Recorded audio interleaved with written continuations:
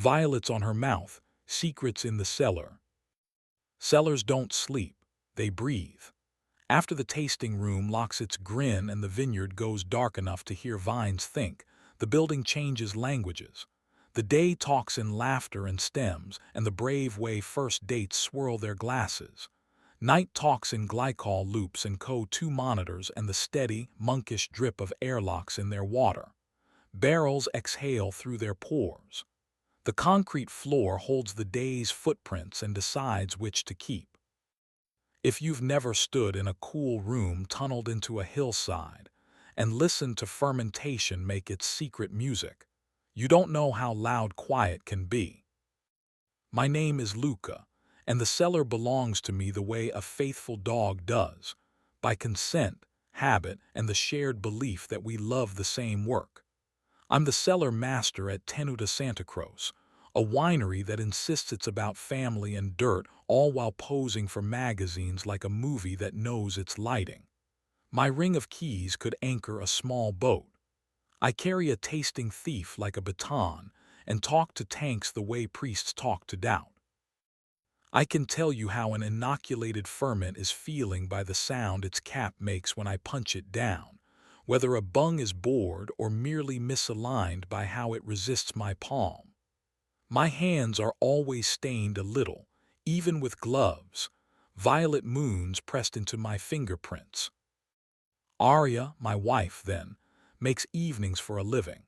She calls herself a brand architect because calling it seduction would be impolite to donors. She can teach a candle to mind its posture. She knows where to put a sprig of rosemary so a stranger decides their night is a good decision. She designs our release parties like liturgies. We married on a Wednesday because we liked stealing serious things from the middle of the week.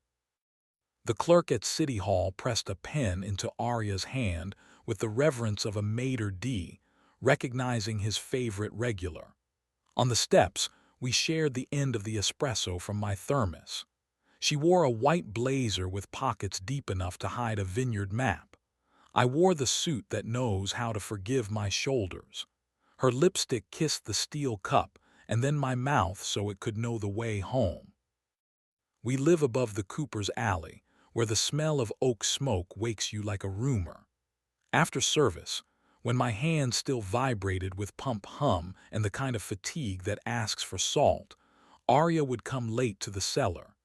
She sat on the cool edge of the bottling line as if it were the only bench ever built. She'd tug my apron by the strings and pull me against her with a knowledge that made the rest of my brain optional.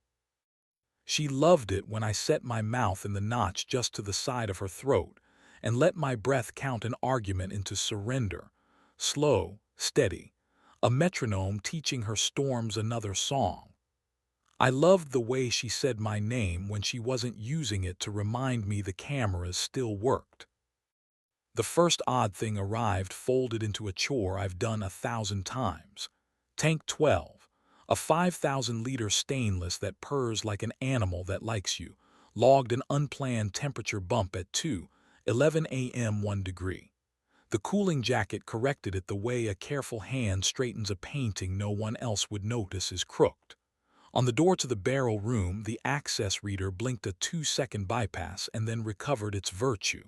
Nothing missing. No alarm. A hiccup in the night that looked at me a second longer than it needed to. 2 nights later, the same little sin.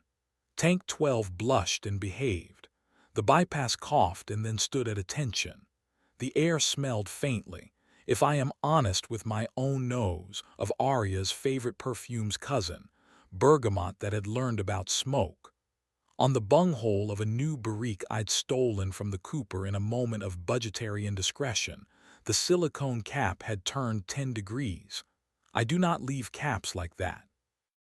I am the kind of man who remembers the angle of a bung, because I believe in a world where order is kindness.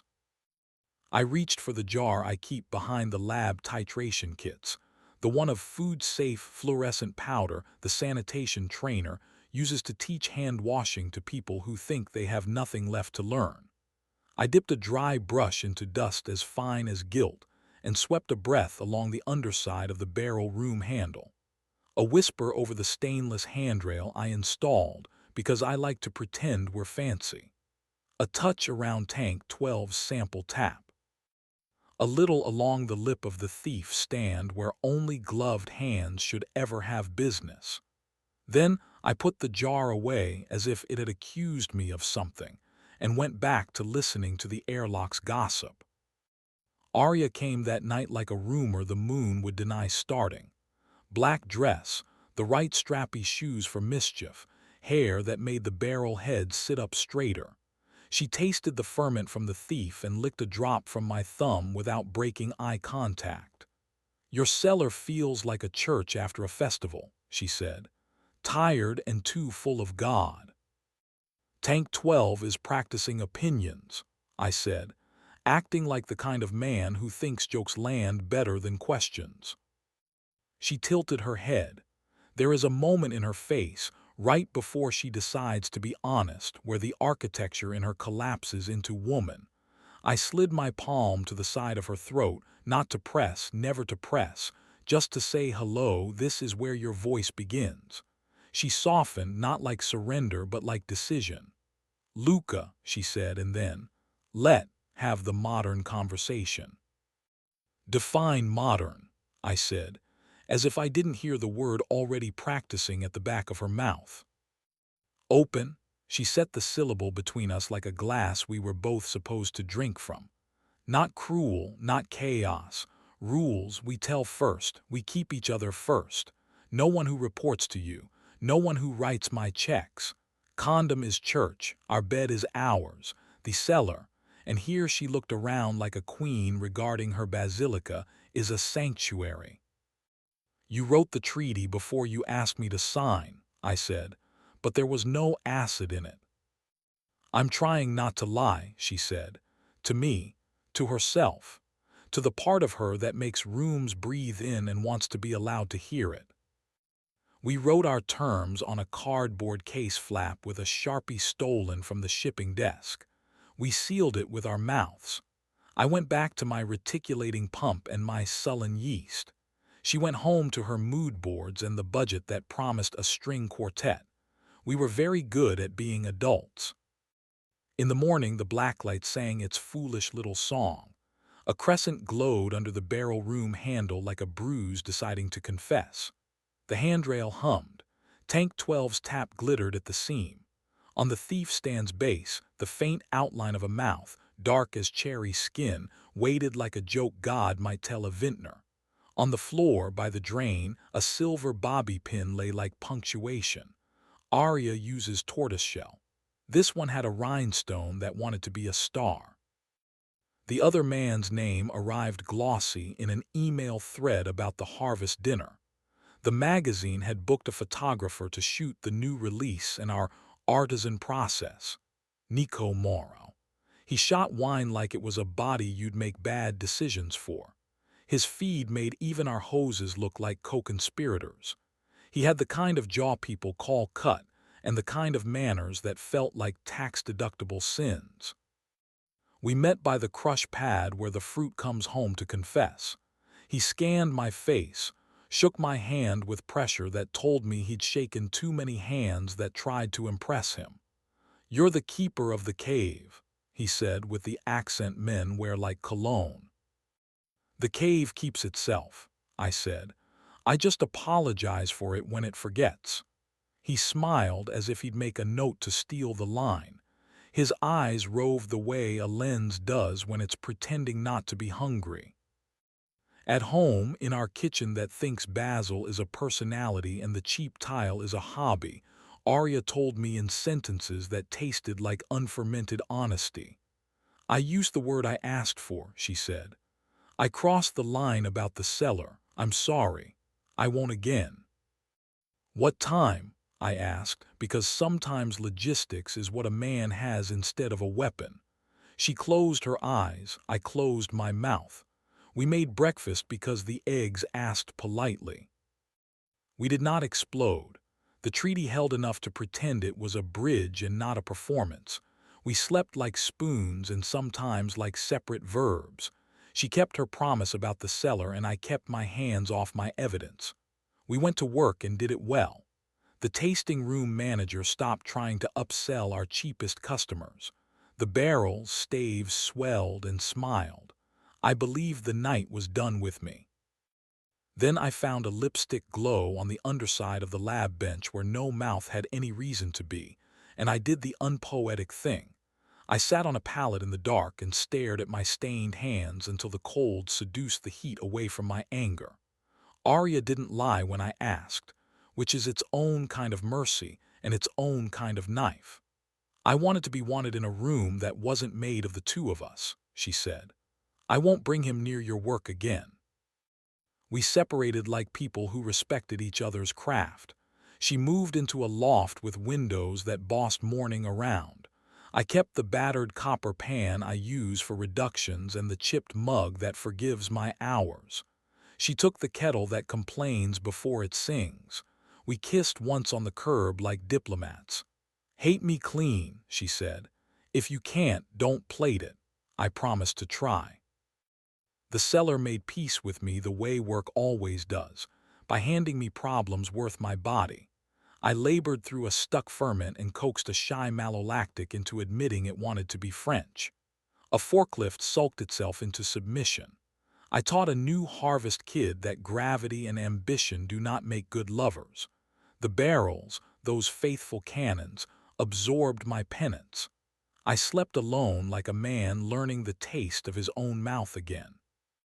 Tessa arrived the way good oak announces itself. Not loud, just correct. She's the Cooper in the next alley, the one who can read a stave's future with the side of her thumb.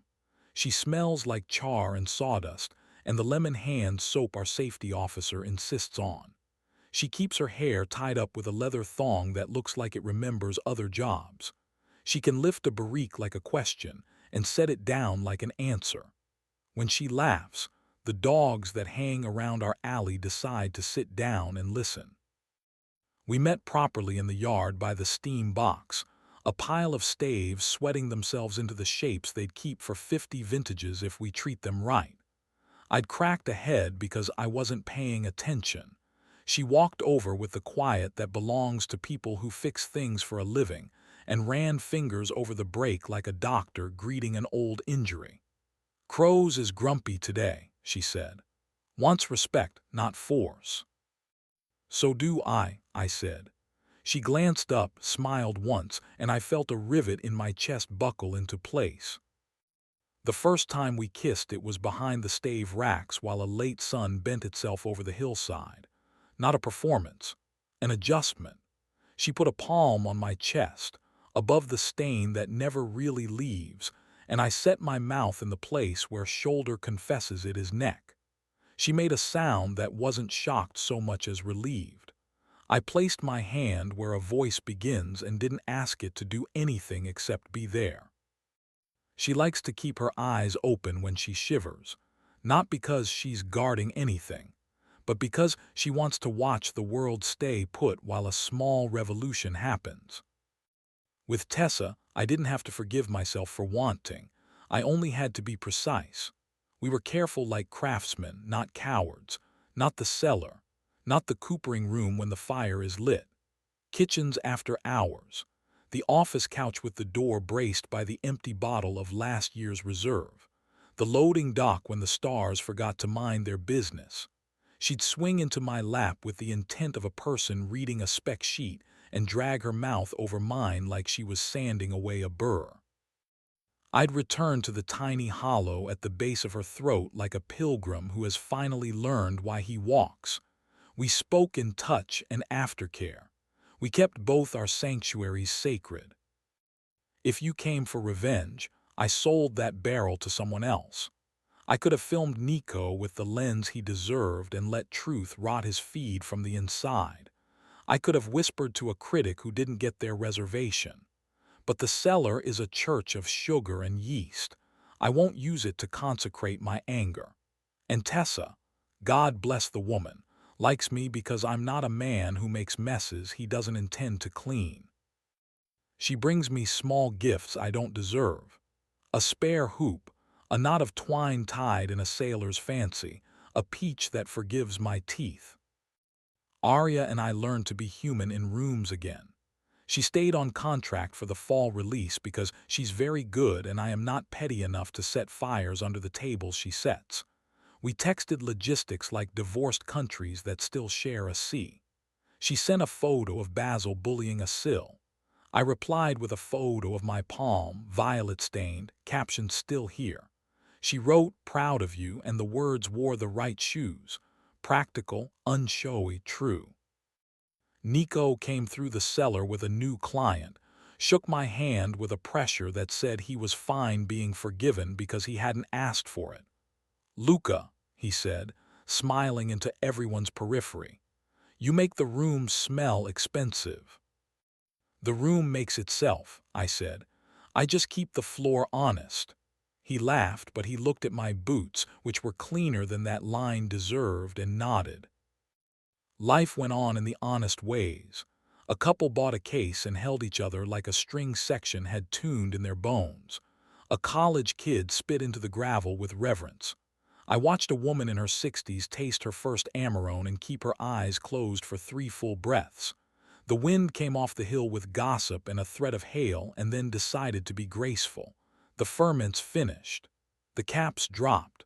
We racked. We cleaned. We slept when we could and made coffee when we couldn't. Sometimes I still wake at an hour the clock refuses to own in the apartment above the Cooper's alley, the smell of smoke sweet and done right. Tessa throws a calf over my thigh like punctuation, and I put my hand where a voice begins and wait for breath to turn into a word I recognize. That's how I tell the difference between ending and completion now. Temperature, not philosophy. The palm knows. The mouth learns. Months after the powder went to sulk at the back of its shelf, we hosted a charity auction for a hospital wing. Strings under the olive trees. White-on-white tables that made Arya's eyes the only color. She wore black in forgiveness. Her hair was shorter and for the first time in a long time looked like it liked her. "Is she kind?" she asked, not glancing toward the barrel yard where Tessa was pretending to fix something that didn't need fixing because she respects other people's narratives. "She's specific," I said, which is the highest praise I give a craftsman, and it turns out a lover. Specific is kind with a tool belt. "Be good to each other," Arya said. "You," I asked, "letting morning into rooms that don't belong to you."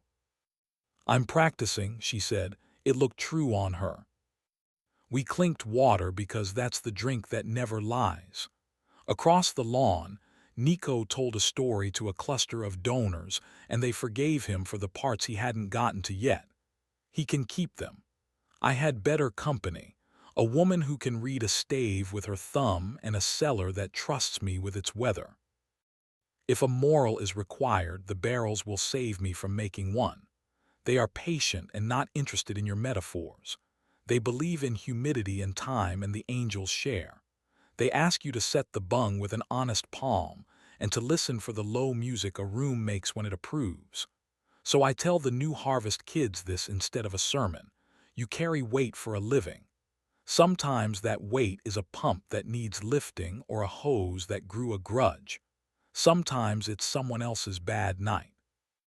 Sometimes it's your own pride dressed up as principle. You learn where to put your shoulder. You learn which rooms are sacred and keep them that way. You check the seals before you complain about leaks. You test before you touch. You keep records, not grudges. Now, when the last guest has left a ring on a barrel head and the lights pretend they're stars, I make one more pass through the cellar. I run my knuckles along the body of a tank the way a person pets a big, good animal. Doors secure, I tell no one, which is a way of telling my own chest. I stand over the drain and listen to water finish its sentence. I put the blacklight back on its shelf and remind it we are better when we don't need each other. Then I go home, where a woman will smell like oak and laugh, and a bed will be ours because we keep choosing it. In the morning, there will be punchdowns and sampling and the glory of a cap that sinks like surrender. There will be emails and invoices and a forklift that demands flattery. There will be, if I'm lucky, a throat under my palm and a yes I didn't ring out of anyone. And if a bung turns 10 degrees on its own in the night, I'll notice because that's my job, and I'll decide whether to reach for the powder or the person I became when I put the powder away.